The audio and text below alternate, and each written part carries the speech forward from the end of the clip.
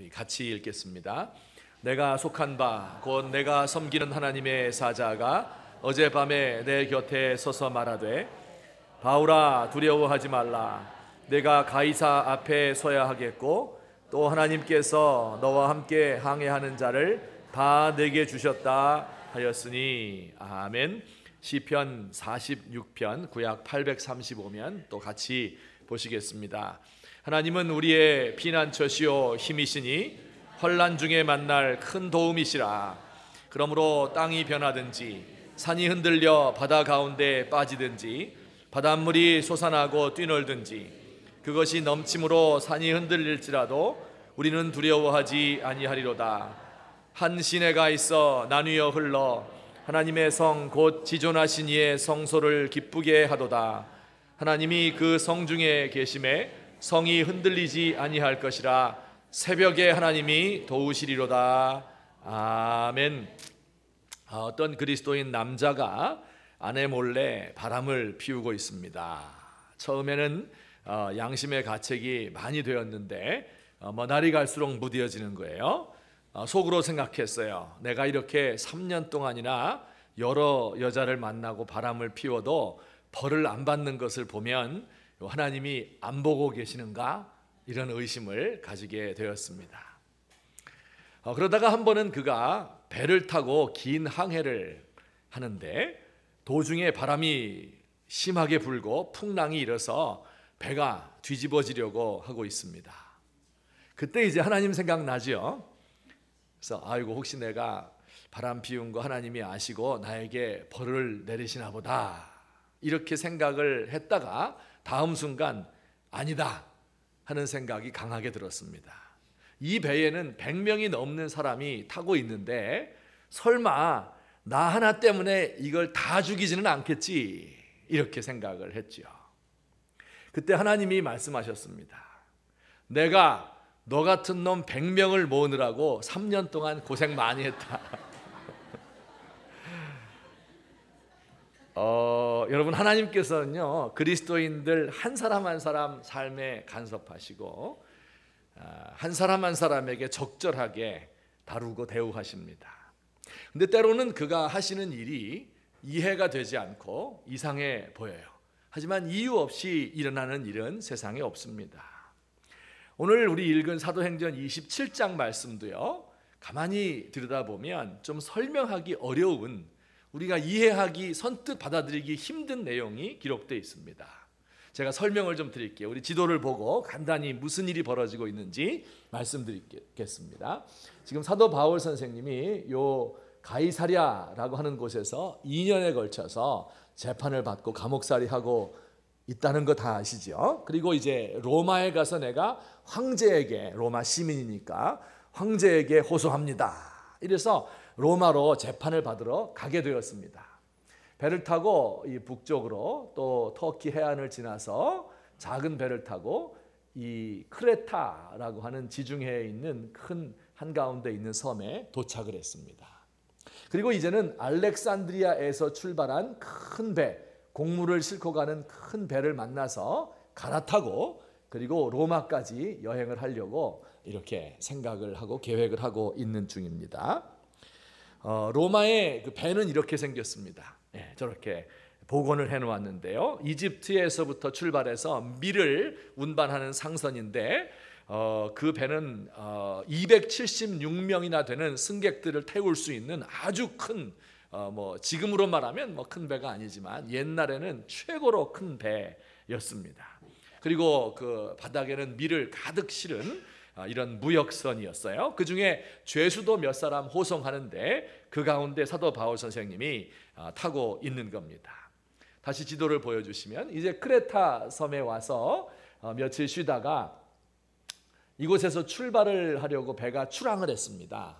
그런데 그만 바로 그때 이 섬 한가운데에서부터 육지 바람이 불기 시작하는 거예요. 그래서 이 배를 바다 밖으로 몰아내었습니다. 큰 풍랑이 일어났죠. 그 바람은 유라굴로라고 하는 이름을 가진 유명한 고대의 폭풍이었습니다. 이날로부터 14일에 걸쳐서 약 900km 정도를 어디로 가는지도 모르는 채 떠밀려 갔는데 와보니까 이 말타라고 하는 이 로마, 이 그리스, 이탈리아의 작은 섬에 도착을 했어요. 이때까지 무려 열 나흘이라는 세월이 걸렸습니다. 사흘째 되던 날에 이미 우리는 다 죽었구나, 사람들이 생각을 했어요. 그 풍랑 이는 바다에서 해와 별이 보이지 않는 깜깜한 밤이 계속되는 겁니다. 이 사람들은 짐과 배 기구들을 다 바다에 던져버렸죠. 사람들은 먹지도 못하고 자지도 못하고 사투를 벌이면서 지금 항해하고 있는 겁니다. 결국 이 작은 섬에 도착을 하였고요. 거기서 3, 4개월 보낸 뒤에 6개월 만에 로마에 도착을 했습니다. 자, 우리 이런 질문이 드는 거예요. 하나님께서 왜 사도 바울에게 이런 일을 주셨을까? 보세요. 예루살렘에서 사람들에게 찢겨서 죽을 뻔했죠. 총독 앞에서 쇠사슬에 매어서 죄도 없는데 2년 동안 여러 차례에 걸쳐서 재판을 받았죠.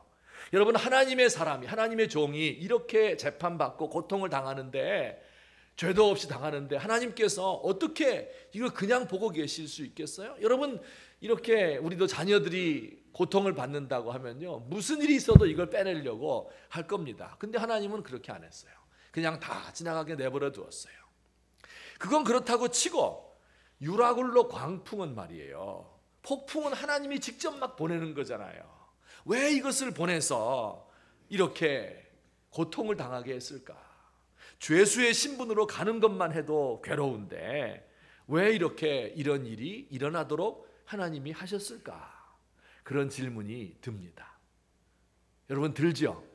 그냥 곱게 한 달 동안 잔잔하게 해서 로마로 가도 지금 억울할 판인데 왜 이런 바람과 사투를 벌이면서 괴로워하면서 고통 가운데서 그 바다를 항해해야 했던 것일까요? 이런 질문이 듭니다.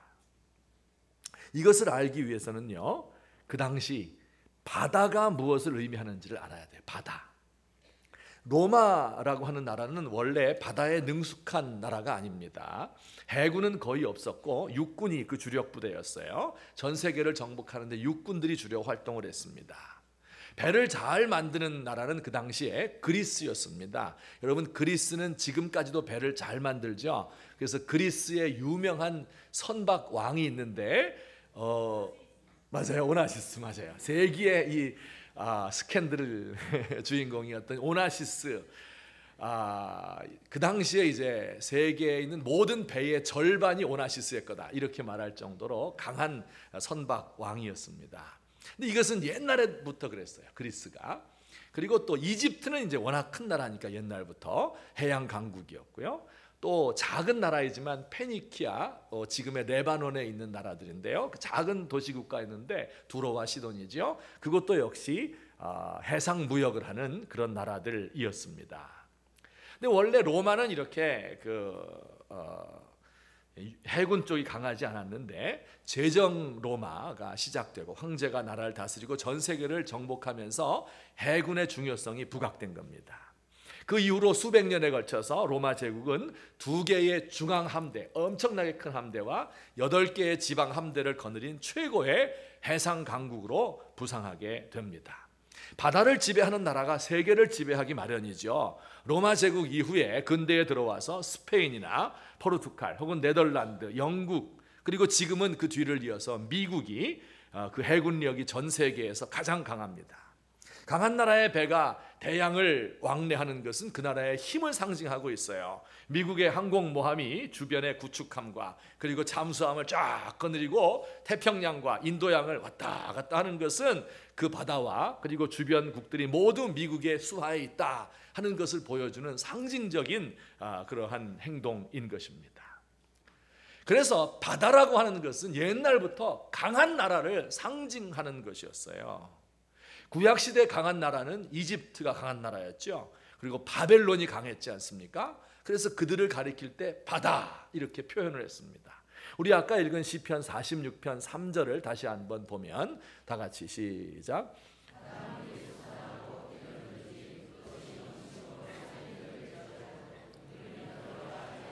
네, 이 시편은요, 바벨론의 포로로 잡혀갔던 이스라엘 백성들이 지은 노래인데요, 바닷물이 솟아나고 뛰놀든지 그것이 넘쳐서 산이 흔들릴지라도 우린 두려워하지 않겠다. 이 바닷물은 바벨론 제국을 가리키는 겁니다. 그리고 산은 예루살렘 산 위에 건축되었거든요. 이 쓰나미가 넘치고 그리고 파도가 넘쳐서 예루살렘을 다 쓸어갈지라도 우리는 두려워하지 않겠다.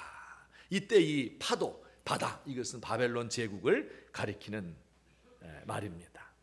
신약 성경에서 가장 강대국은 어디죠? 우리 좀 아까 얘기했죠. 로마 제국이죠. 로마 제국을 말할 때도 바다에 비유했어요.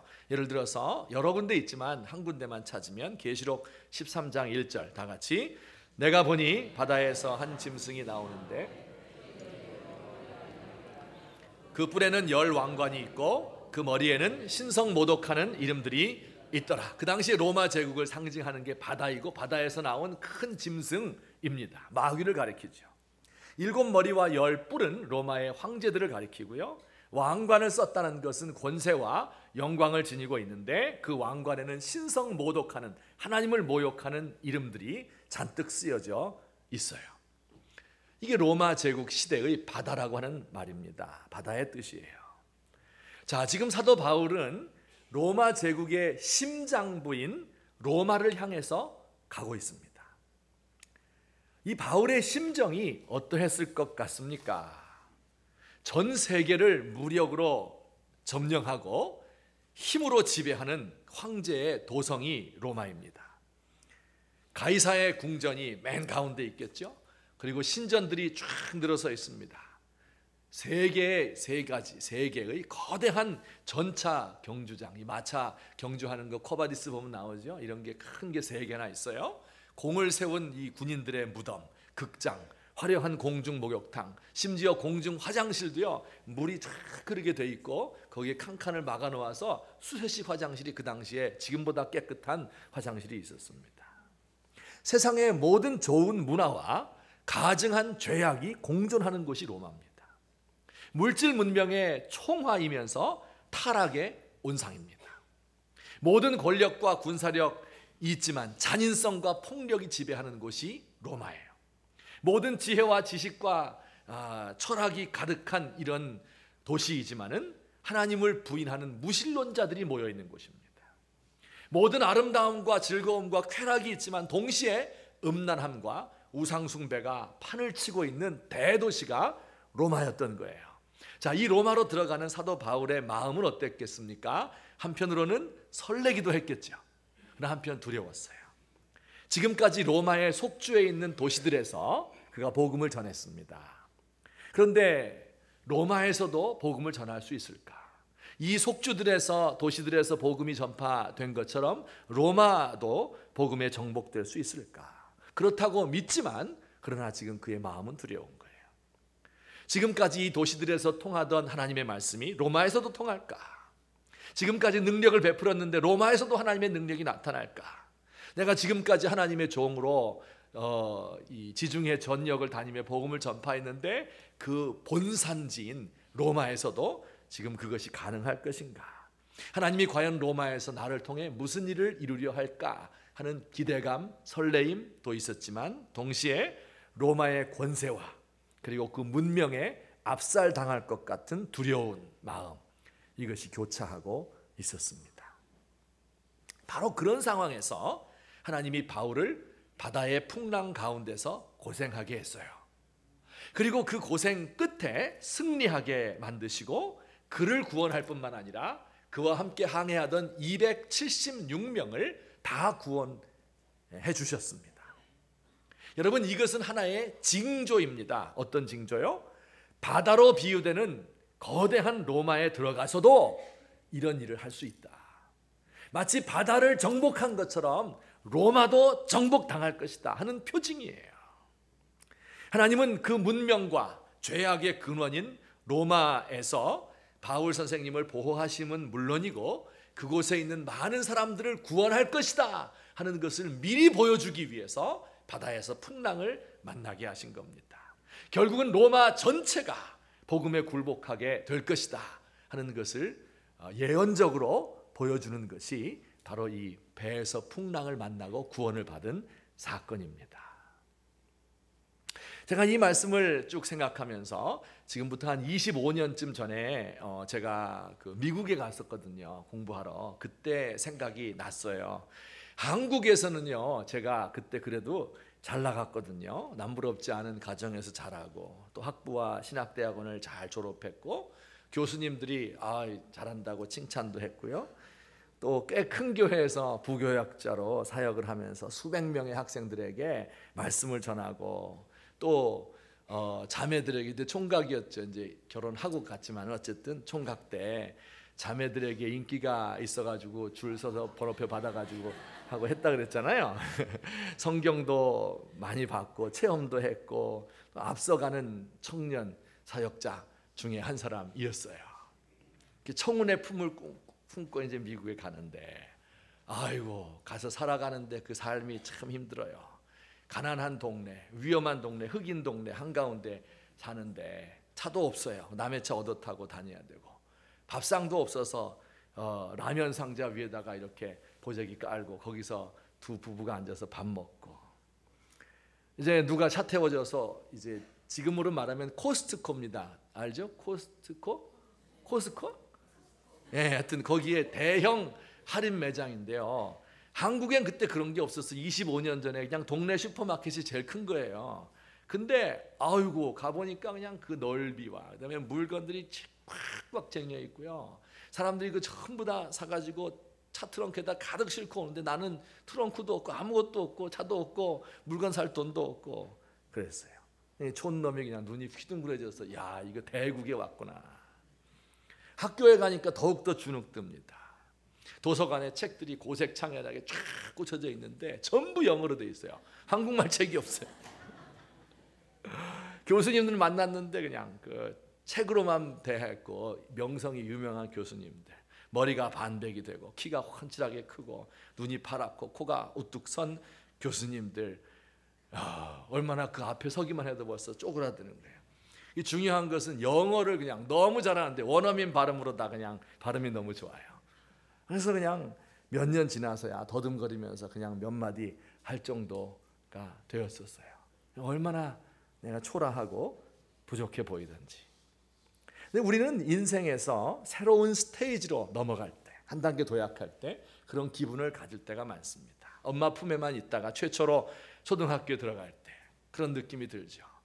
거대한 학문의 전당인 대학에 입학하였을 때, 대학 입학하면 천하를 다 얻을 것 같지만 가보면 수만 명 중에 하나밖에 없어요.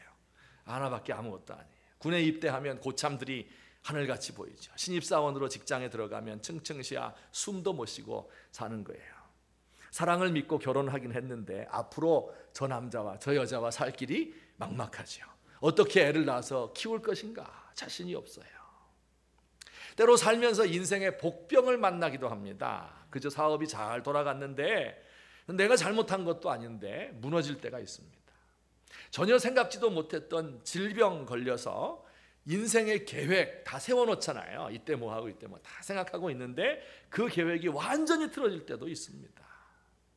마치 물결이 이는 캄캄한 바다를 항해하는 것 같을 때도 있고, 방향 감각을 상실하고 지금 어디로 가는지 모르게 그냥 밀려가는구나, 이런 느낌이 들 때도 있습니다. 좀 더 크게는요, 우리 한국의 교회도 거대한 문명의 흐름 앞에서 우리의 조국 교회가 어떻게 살아가야 될지 모르는 이런 헤매고 있는 모습을 우리는 늘 보고 있습니다. 오늘 여러분, 우리는 이 풍랑이는 바다에서 승리하고 자기만 구원받을 뿐 아니라 사람들까지도 구원한 이 말씀을 통해서 어떻게 그렇게 할 수 있었을까 하는 걸 통해서 우리의 이런 삶 속에서, 풍랑이는 바다와 같은 속에서 살아가는 우리의 삶 속에서도 어떻게 승리할 수 있을까 하는 것을 배워보고자 합니다. 나만 승리할 것이 아니라 고통당하는 사람들을 어떻게 도울 수 있겠습니까 하는 것을 두 가지로 나누어서 설명을 드리고자 합니다. 우선 첫 번째는, 오늘은 좀 제목이 비교적 간단합니다. 첫 번째는 세상에 참여하는 것이다. 이 무슨 뜻일까요? 사도 바울 선생님이 한 일을, 배 안에서 한 일을 한마디로 참여라고 요약을 할 수 있겠습니다. 사흘째 되던 날 아무것도 못 먹고 이제는 다 죽었구나 하고 있을 때 사도 바울 선생님이 사람들 앞에 딱 나섰습니다. 그리고 이야기했어요. 여러분 안심하십시오. 배는 못 쓰게 될 겁니다. 하지만 우리 중에 아무도 생명을 잃지는 않을 것입니다. 어젯밤에 내가 섬기는 하나님이 저에게 나타나서 말씀해 주셨습니다. 저는 그 하나님을 믿습니다. 조금 있으면 우리는 한 섬에 걸리게 될 것입니다. 이렇게 사람들에게 이야기를 했어요.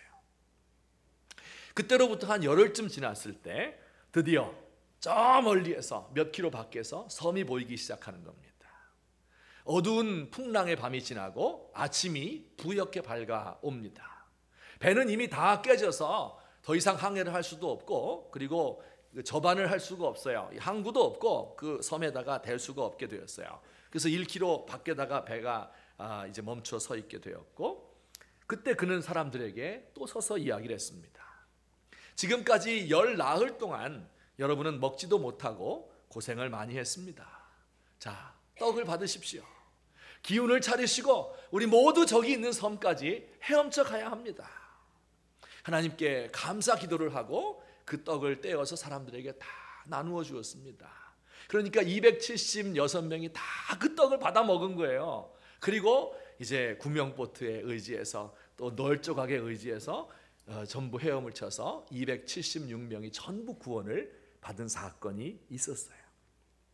자, 여러분, 사도 바울이 도대체 이 배에서 뭡니까? 배의 주인이에요? 아닙니다. 여러분, 선장이에요? 아니죠. 항해사도 아니고 기관사도 아니에요. 이 배를 보호할 책임이 있는 백부장도 아닙니다. 아무것도 아니에요. 그는 뭐예요? 로마로 호송되는 죄수 중에 한 사람이었고 유대인의 한 사람이었어요. 로마 사람이 볼 때는 촌구석 유대 사람에 불과했습니다. 그런데 사람들이 어떻게 그의 말을 그렇게 들을까요? 이게 신기하지 않습니까? 어떻게 한 유대인 죄수의 말을 들을 수 있을까요? 여기서 우리는 지난 14일 동안 그 배에서 일어났던 바울의 행동을 짐작해 볼 수 있습니다.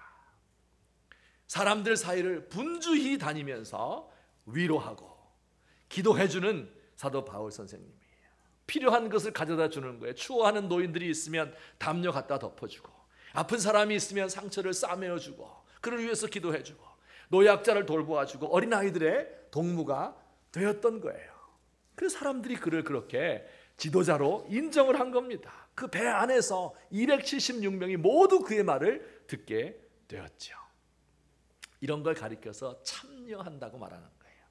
이거는 몸만 가 있는 참가가 아니에요. 깊은 관심을 가지고 도와주는 겁니다. 한숨 쉬고 걱정만 하는 것이 아닙니다. 뛰어드는 거예요. 우는 자들과 함께 우는 거예요. 참견하는 게 아니에요, 여러분. 참견과 참여는 달라요. 참견은 남의 일에 간섭하는 오지랖 넓은 사람이죠. 간섭하는 거 제 마음대로 하려고 그러는 거죠. 하지만 진정한 참여는 상대방의 입장에서 도와주는 거죠. 훈수를 두는 것과 달라요. 훈수 두는 거 아시죠? 장기나 바둑할 때 보면 수가 많이 들어도 아이고 저거 하면 왜 통수인데, 이렇게. 실력이 훈수 두는 사람이 더 못해도 훈수 둘 땐 더 잘 봐요. 내게 아니니까 잘 보는 거예요.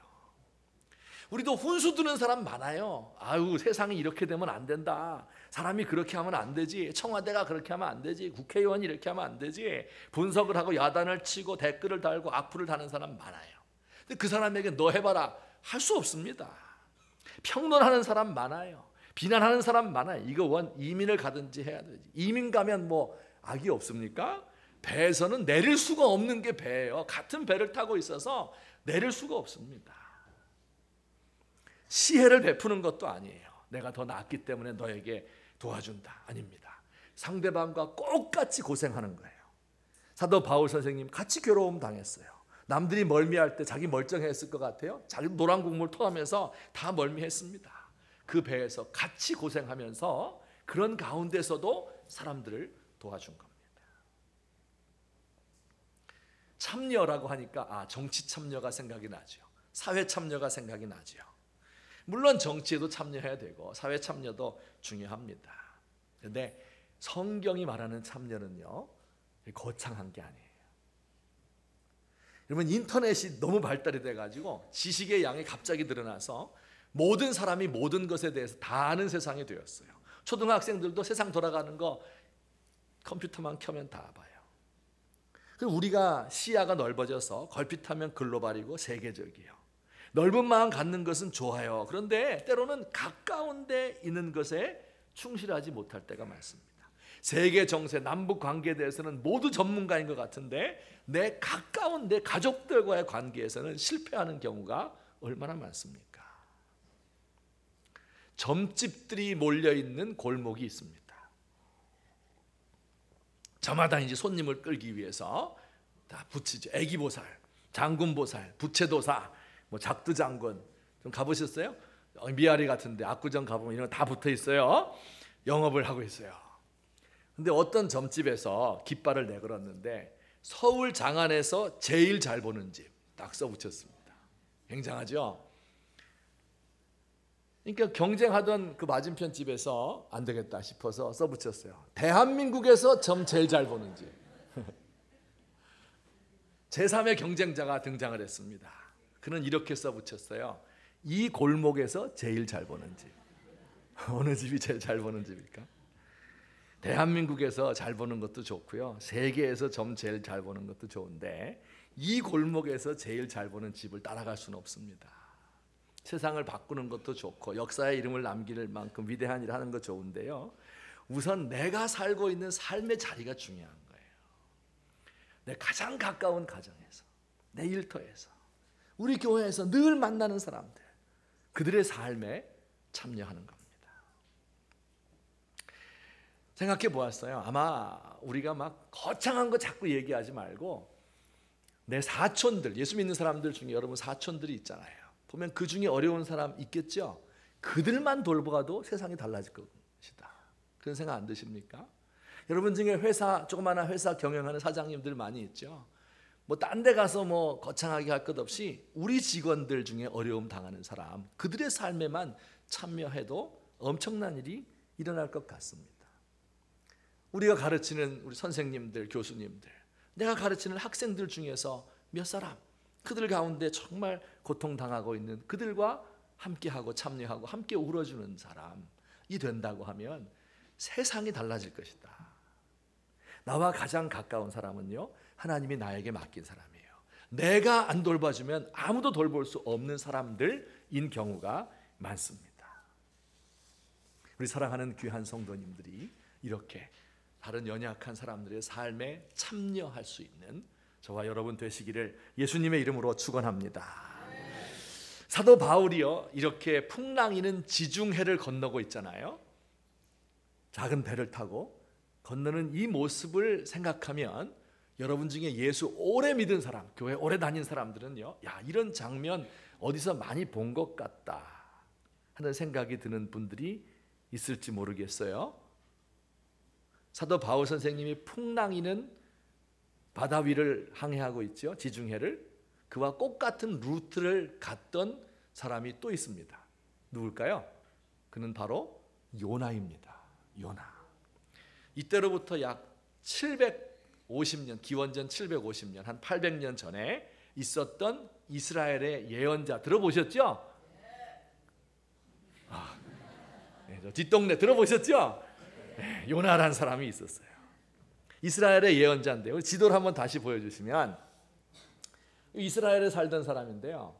하나님이 니느웨에 가서 회개를 외치라 그랬어요. 니느웨는 동쪽으로, 이쪽으로 한 수백 킬로 가야 되는 것이에요. 지금의 이라크 모술이라는 지역입니다. 이리로 가야 되는데 요나가 가기 싫었어요. 그래서 그걸 거역하고 반대편으로 갔죠. 배를 타고 지중해를 건너서 어디로 가요? 다시스로 가는, 다시스는 여기쯤에 있어요. 다시스. 저 스페인의 남쪽에 있는 도시, 항구 도시가 다시스입니다. 수백 킬로를 가야 되는 거예요. 이 완전히 반대 방향으로 지금 배를 타고 가다가 중간에 왔을 때 거기서 풍랑을 만난 거죠. 배가 거의 깨지게 되죠. 똑같아요. 사공들이 배를 구하기 위해서 짐들을 다 바다에 던지고 곡물들 다 바다에 빠뜨렸어요. 근데 배를 구할 수가 없게 되었습니다. 그때 요나가 뭐 하고 있었습니까? 우리 요나서 성경 제가 찾아서 써놓았어요. 같이 읽겠습니다. 시작.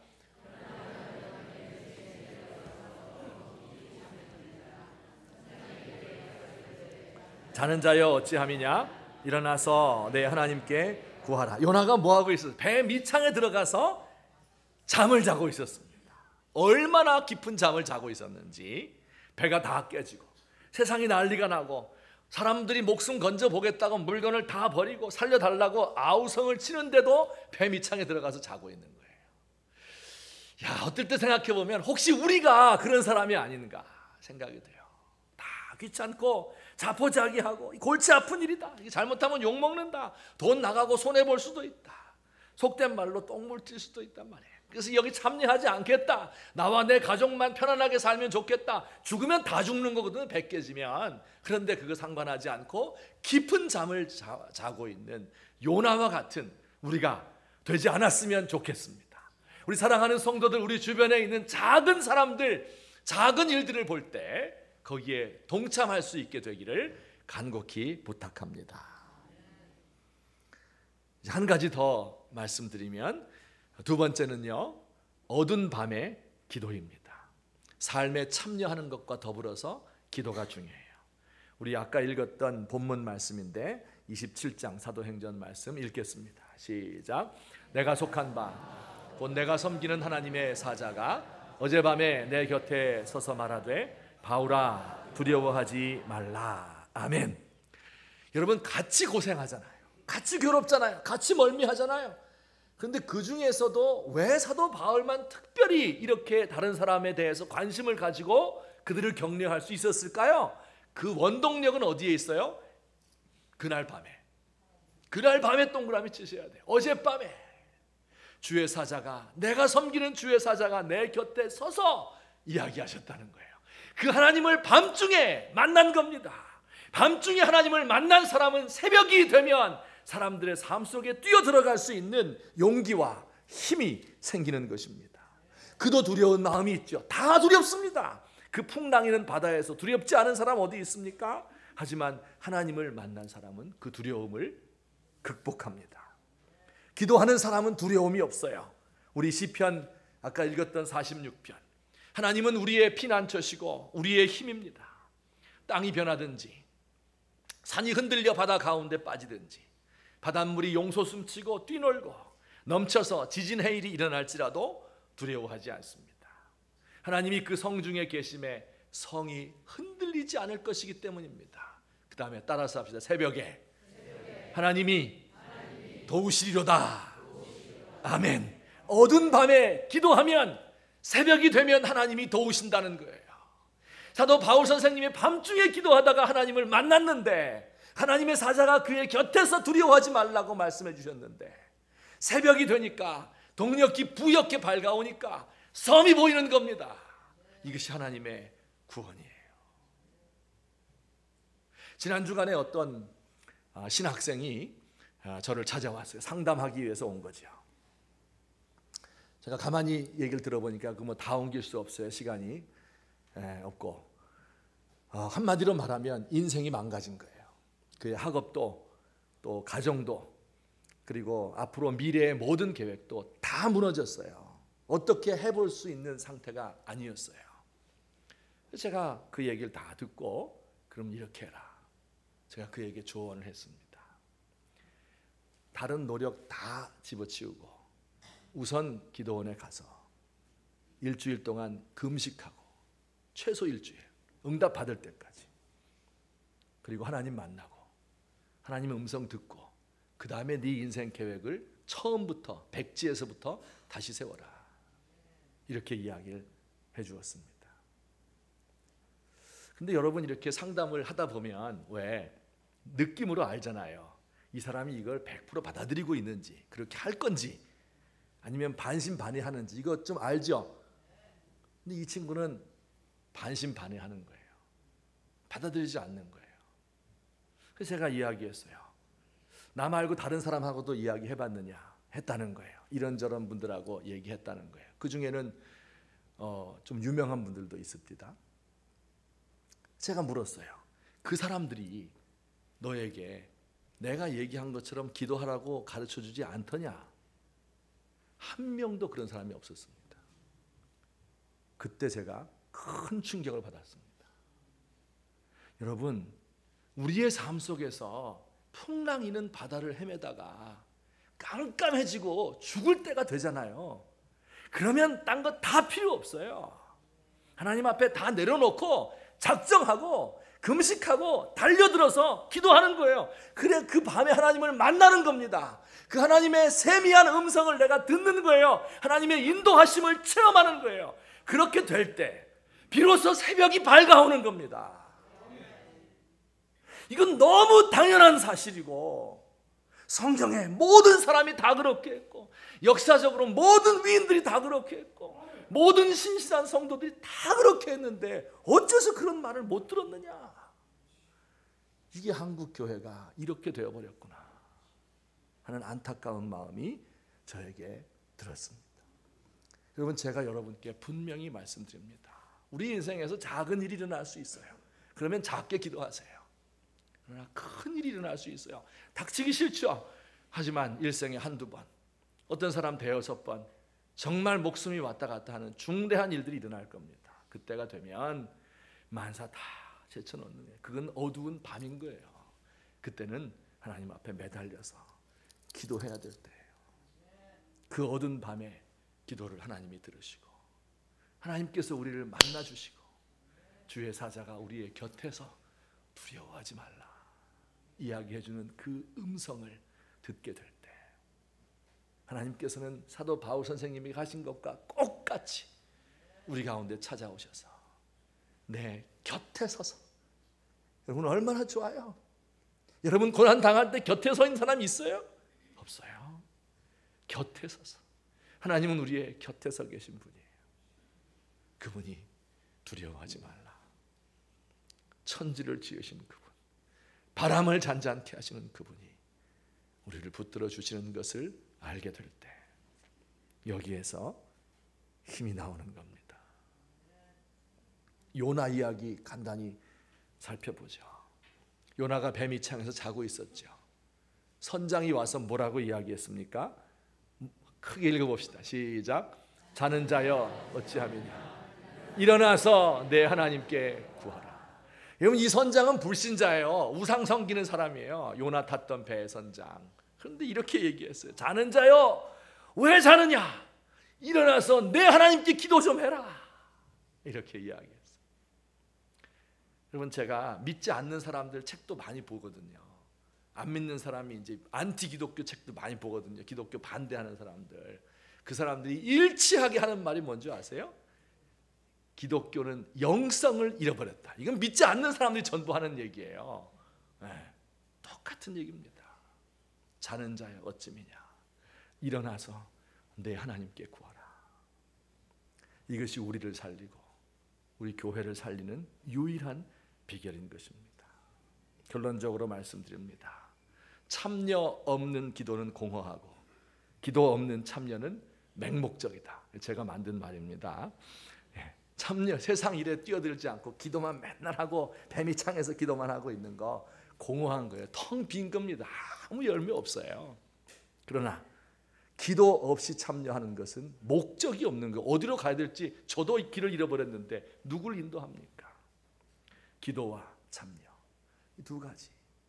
참여가 뭐 굉장히 어려운 거 아니에요. 세상을 변화시키는 거 아니에요.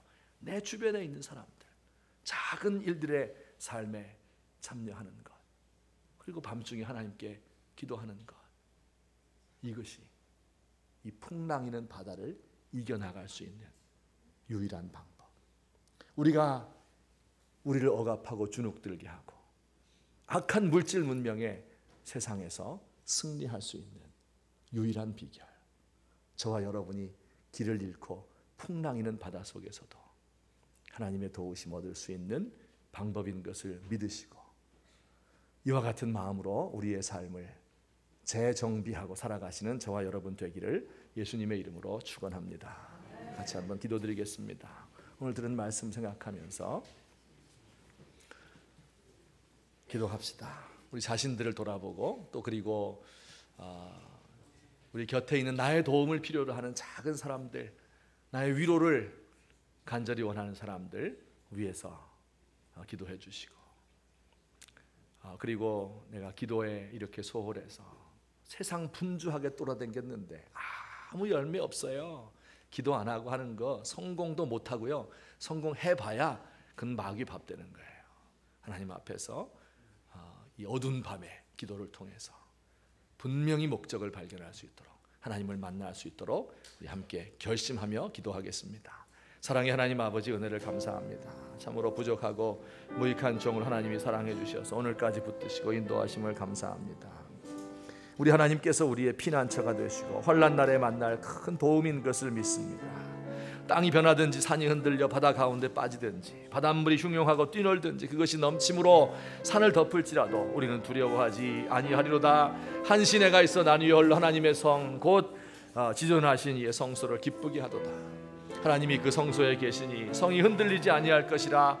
새벽에 하나님이 우리를 도우시리로다. 하나님 바라보며 한밤중에 기도할 수 있는 주님의 사람 될 수 있도록 주여 도와주시옵소서. 아버지 하나님, 고통 가운데 처해 있을 때 피난처이신 주님 앞에 나아가서 간구할 수 있게 하시고, 하나님 우리의 곁에 있는 작은 사람들을 돌아보며 하나님 그들을 위해서 아버지 하나님이여 모든 수고를 감당할 수 있는 하나님의 사람들 될 수 있도록 주여 우리를 도와주시옵소서.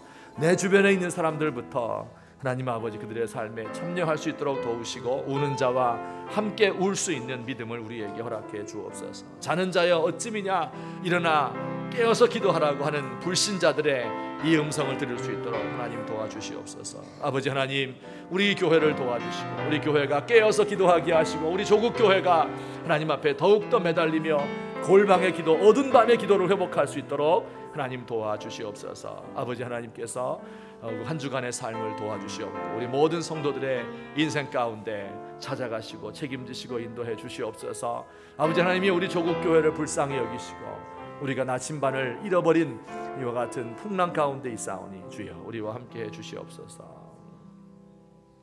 하나님은 우리의 피난처시요 환난 날에 만날 큰 도움이시라.